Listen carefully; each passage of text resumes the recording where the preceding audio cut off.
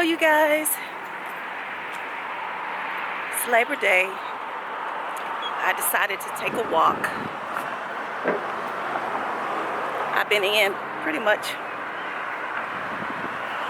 all day today, and decided that I'd come out and get a little of this vitamin D and have a story time. I haven't done a story time. Let me tell you guys, I recorded a story time and replayed it and decided that I was probably giving too much information so I decided not to put it up. But now I'm gonna actually do that story time over, and I guess I just won't say as much. But reason being, I've never done this before. This is a little different from my channel. But the reason why I want to do it is to show you how life can be so unpredictable. Wow, this is a big tree. Let me let y'all see it.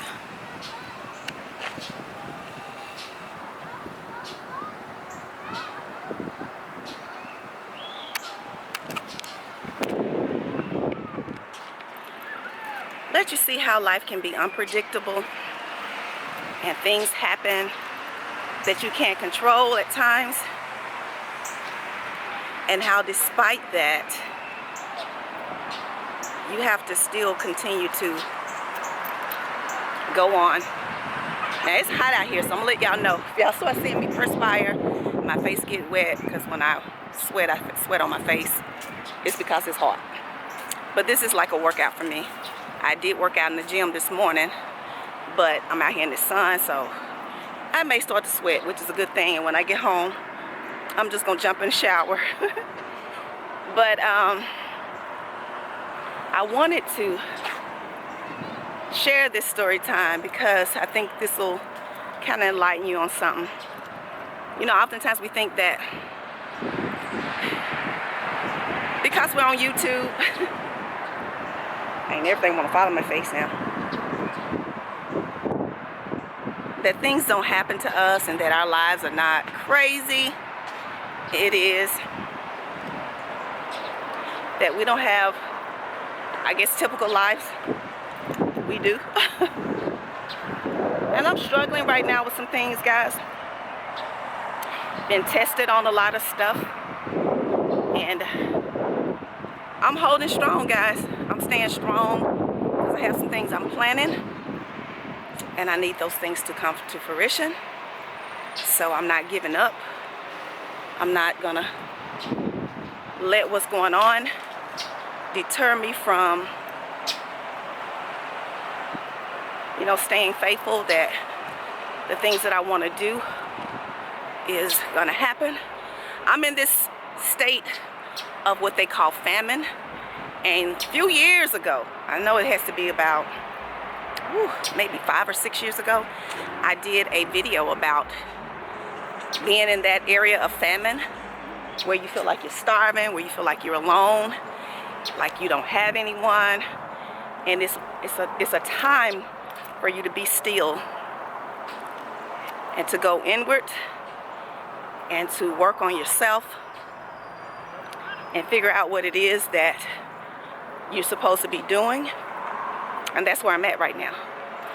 So I've kind of pulled back from hanging out with a lot of people, and I don't have anything against them. There's no fallouts or anything like that, but I need to pay attention to what's trying to be revealed to me.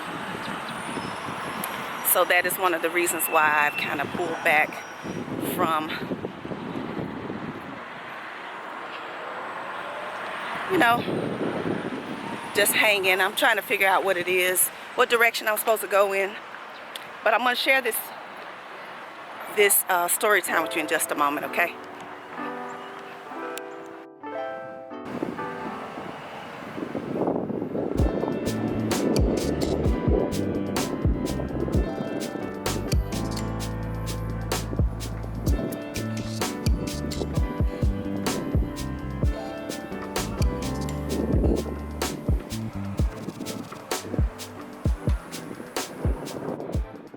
guys, I'm back.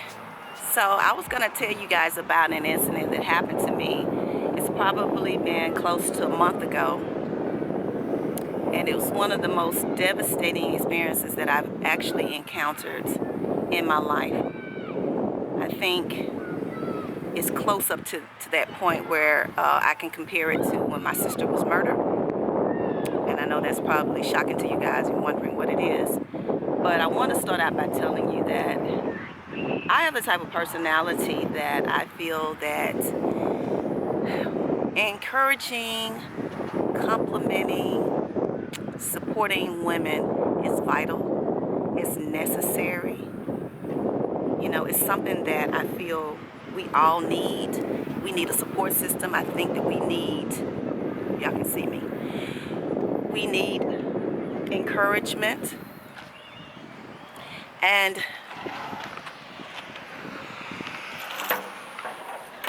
it's what I do. That's what I do. That's who I am. That's what I do. And guys, I was in a situation one day. Well, let me start off by saying this. Okay. Let me start off by saying this. I was at work one day, not so long ago, and I received a phone call on my cell phone at work. And usually during the day, nobody calls me on my cell phone because they know my work hours. And I usually keep my cell phone close beside me because, in case my mother calls, because all of my family lives in another city. So I have to keep it close to me in case there's an emergency call from family. So this particular day, I saw my phone ring, and normally I don't answer it unless it's my family, you know, calling. That's it. Nobody. Unless it's my family. Anybody else that lives here in Memphis or other friends out of state, they can wait because they know that I work. So this particular phone call says City of Memphis. So that was very surprising to me to see that. I didn't know who it could be from the City of Memphis, but I felt that it was an important phone call. So I decided to take the call. And when I took the call, the lady proceeds to tell me that she is a sergeant for the Memphis Police Department. So that really kind of heightened my attention and made me kind of nervous as to what's going on. I thought maybe something might have happened in my apartment building or whatever. But then she starts to tell me that I was involved in an incident and somebody had filed a report against me. And I'm thinking, I haven't been in an incident. I'm about one of the most low-key people you want to know. I don't do drama. I don't do issues. I don't do any of that. So I was like, you know, I'm thinking maybe she has the wrong number. I said, well, ma'am, I haven't been involved in any incident, so could it possibly be that you have the wrong number? She said, is this Lydia Perry? I said, yes, it is.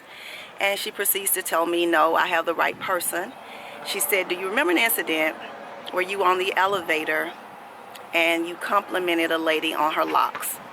And immediately I remembered that, because I remember that when I see women, you know, that look beautiful to me, I will compliment them.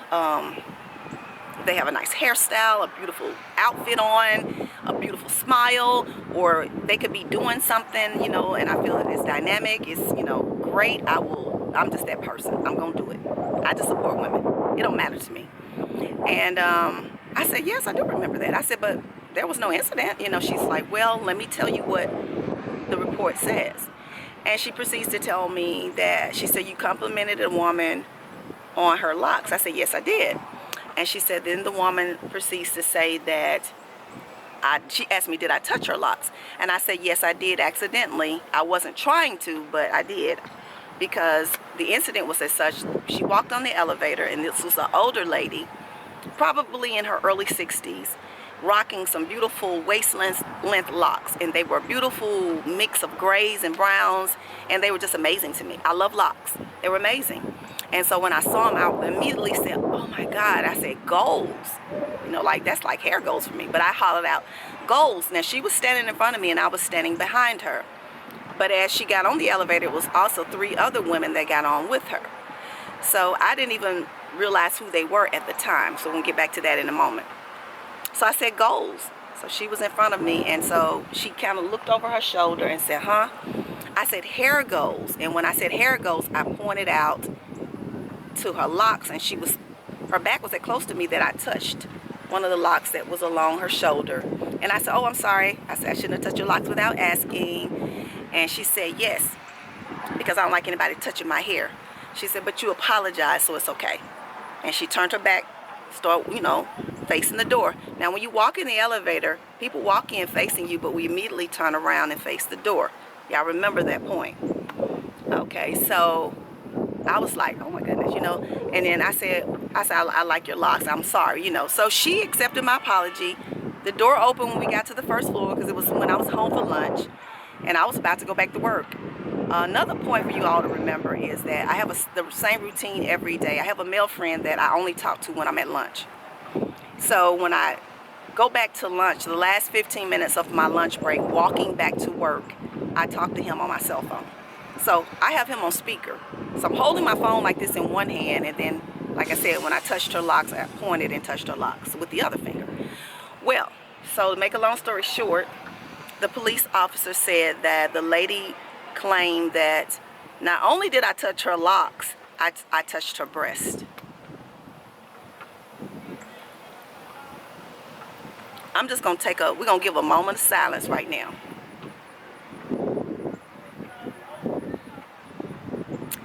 I was devastated, ladies. Devastated. I was like, I was just like, are you sure? I said, no. She said, well, nevertheless, this report has been filed.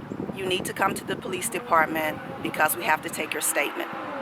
And I got nervous and I was like, am I under arrest? She was like, no, you're not under arrest. She said, but we have to take your statement. She said, I will have to read you your rights. She said, if you want to get an attorney, you can. Now that made me nervous because, I don't know the law in a particular sense, like, okay, should I have gone with a lawyer or not with a lawyer? But I just trusted my instincts and said, okay, let's just go see what this is about. So on my lunch break, that day that they called, I decided to go to the police department. I went to the police department and they did this series of questions. I was in an interrogation room where I looked back and there was a bench, like when they bring people that's under arrest and they had the handcuffs that was connected to the bench, and I was looking down at it nervous, and they was like, you're not getting arrested, you're not, we're not about to handcuff you. But I was nervous. These people read me my rights. There was a male and a female officer in there, both sergeants. They read me my rights. They said it was protocol, and the female officer patted me down to make sure I didn't have any weapons. So that really just humiliated me. And so they asked me all the questions as to what happened. Well, what was said, and I answered the questions. Then I was able to give my statement once they finished their questions, and so I told them what happened. And by the end of that, I was trembling, and my voice was trembling. I was nervous, and I was just okay, guys, so my camera is overheating out here. I guess it's because I'm in this heat, so I may have to finish this story up on the inside. So if it stops again, I'm just gonna walk back home. But to make a long story short, I gave my statement, and then the officer said that I'm gonna let you know we're not gonna proceed with this filing charges. Actually, the other three ladies that walked into the elevator were two were leasing agents and one was a person viewing the apartment. And one of them wasn't talking with the lady that was viewing the apartment. She was actually listening to our conversation. So they took her written report because they had to go to the office in order to find out my name and apartment number for this lady to file the report. So they went and got the report from the leasing agents. And to make a long story short, her written report was almost verbatim to what I actually said. So with those two statements being almost identical, they decided that there was no way to proceed. And the officer just kind of, in not so many words, tried to let me know that I have to be careful of people that you interact with, basically saying that this woman has seemed to have a little bit of some issues and that you can't be friendly with everybody and complimentary with everybody. Some people, just don't take it right. They don't like people. Basically just kind of telling me to be careful of the people that I bring in my space and people that I say things too. I was just taken aback by that, guys. And saying all this to say that you never know who you coming in contact with. And for someone to accuse me of sexually fondling them was one of the most devastating things that could have ever happened to me. First of all, I don't have an interest in women on that level. Secondly, for a woman like me that stands up and defends the rights of women domestically, domestic abuse, sexual violence, to be accused of something that I defend on a daily basis for organizations that I have involved myself with to fight the cause was very devastating to me. And just realizing that this world is something, guys, and the people that you run across sometimes, you just never know. You have to be very careful in your interactions with people and all of that. So that has really affected me. For 2 weeks, I was just not myself. I was kind of off. And I was wanting to, I didn't know what I wanted to do if I ever saw her again. I wanted to yell, I wanted to scream. But when I actually saw her, it took about a week before I saw her again. And I actually saw her unloading her car, with groceries. And we made eye contact. And she immediately turned her head and looked down. And at that moment, everything just kind of left. I actually felt sorry for her. She seems like a very lonely person. Her aura, all of that energy around her seems negative and evil. And I immediately realized that it wasn't worth it for me to even try to make sense out of it with her or try to explain myself to her or say anything to her. I just felt sorry for her. But it made me aware of the world we live in. And so saying all that to say this, that you're gonna have some situations in life, guys, that just ain't gonna make sense to you. Things gonna happen to you that you're not deserving of, and you can't allow it to, how can I say this? You can't allow things that happen to you in life destroy who you are, your character, your demeanor, you as a person, because everybody experiences hate, evil, all of that. It's nobody that's exempt. Some people may be privy to having a better life because of monetary, things, and it looks good on the outside, but everybody experiences situations that are just not going to be good. So just be mindful of this world and what we live in. I often sit and wonder, and I've been thinking for a long time about even being here in this country sometimes. This country is so different now, guys. It's not that it was ever really great, but the climate is such of mean-spirited, evil people now. And it just makes me want to leave and travel and experience other cultures and do things and go places and see other people and just kind of leave it. Not saying that that's running, but I'm just feeling a calling to do something different with my life.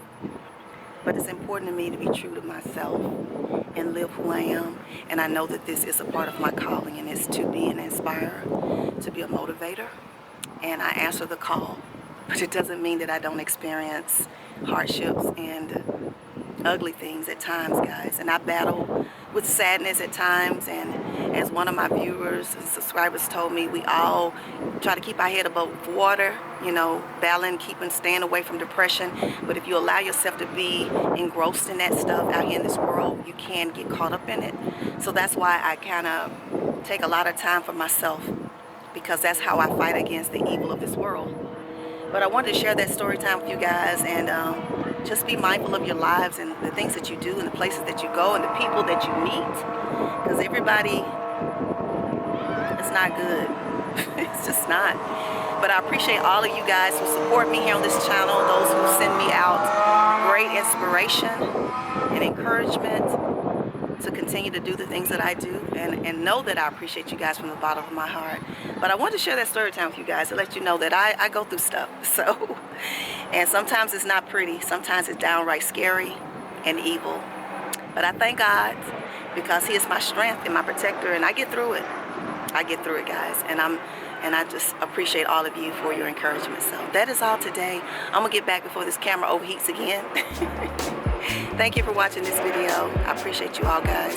Remember, always peace and love, and I will see you guys real soon. Okay, take care. Bye.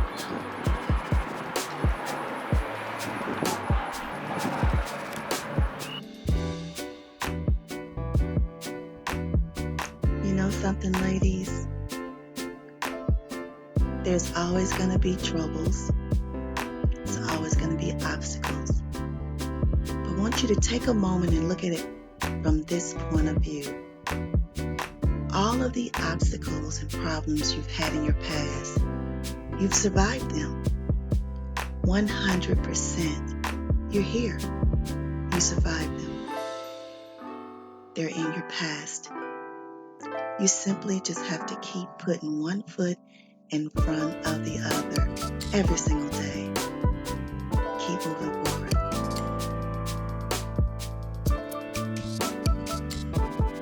Look at this beautiful tree. The leaves are now turning brown. Beautiful. The tree is about to show us how lovely it is to let things go. It always comes back beautiful. Remember that.